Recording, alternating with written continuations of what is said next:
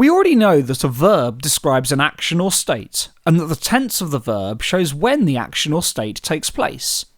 Verbs can be in the past tense or present tense. If there are two actions or states within a sentence and they take place at the same time, then the tense of the verbs must be the same. This is called verb-tense agreement. Let's have a look at some root verbs and then see what they would be in the past tense and present tense. So swim becomes swims and swam. Kick becomes kicks and kicked. And giggle becomes giggles and giggled. Okay, we can now see the different forms of these verbs. So now let's try using them in a sentence. The boy kicks the ball over the goal, while the baby giggles and the dog swims in the lake. Let's identify the verbs in the sentence and then the tense they're in.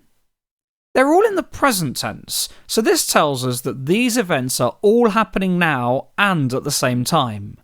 The other clue that helps us is the word while, as this suggests that the events should all be happening at the same time.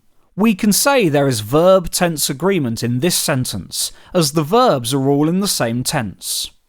What if these actions all took place in the past? Well, then the sentence would become, the boy kicked the ball over the goal, while the baby giggled and the dog swam in the lake.